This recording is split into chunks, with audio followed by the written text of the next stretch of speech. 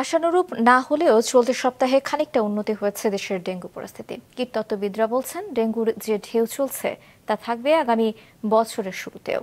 Mahmud কমলের report. এবছর এমন কোনো দিন নেই যে ডেঙ্গুতে ভর্তি শূন্য ছিল দেশ। জুন থেকে ডেঙ্গুর যে ঢেউ শুরু হয়েছে তা চলছে এখনো। গেল মাসে ভর্তির সংখ্যা ছাড়িয়ে গেছে এ মাসেও। শুধু নভেম্বরেই মৃত্যু ১০০-র কাছাকাছি। তবে এ মাসের শেষ দিকে এসে কিছুটা কমতে শুরু করেছে রোগী। চলতি মাসের শুরুর দিকে ডেঙ্গুতে প্রতি ঘন্টায় গড় ভর্তি ছিল প্রায় ৪০ জন। মাস শেষে তা অন্তত ২৫ জনে আছে। রাজধানীর হাসপাতালগুলোর চিত্র প্রায় কাছাকাছি। ডিএনসিসি হাসপাতাল কর্তৃপক্ষ বলছে, গেল ১৫ দিনের তুলনায় রোগী কমেছে ঠিকই, কিন্তু হটস্পটগুলো এখনো রয়েছে মারাত্মক ঝুঁকিতে।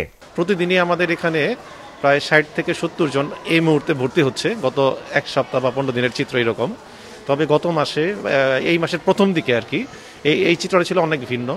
১০০ থেকে ১৫০ রোগী প্রতিদিন আমাদের ডেঙ্গু রোগী ভর্তি হতো। এবং আমাদের হসপিটালের বলতে গেলে এটা আনুমানিক ৩০% উপরে রোগী নারায়ণগঞ্জ থেকে আসতেছে। এছাড়াও ঢাকার পেরিফেরিগুলোতে একটু বেশি এবার মনে হচ্ছে আমাদের কাছে। চলতি বছর ডেঙ্গুতে মৃত্যু হয়েছে ৩৭৭ জনের। ভর্তি রোগীর সংখ্যা প্রায় ৯৪,০০০। গেল ৩ বছরের ট্রেন্ড ও বর্তমান লার্ভার উপস্থিতি বিবেচনায় কীটতত্ত্ববিদরা বলছেন, শীত শুরু হলেও স্বস্তি নেই। ডেঙ্গুর ঢেউ থাকবে জানুয়ারি পর্যন্ত। এডিস মশার ঘনত্ব এখনো বেশ পর্যাপ্ত পরিমাণে আছে।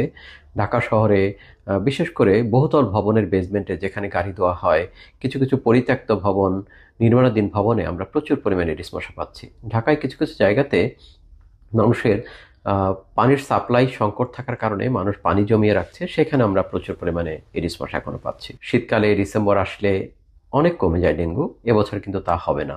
এবছরের ডেঙ্গুর যে ঢেউ, এই ঢেউটি আঘাত করবে গিয়ে আগামী বছর জানুয়ারি পর্যন্ত। জানুয়ারির পর থেকে হয়তো ডেঙ্গুর প্রকোপটি অনেক কমতে শুরু করবে।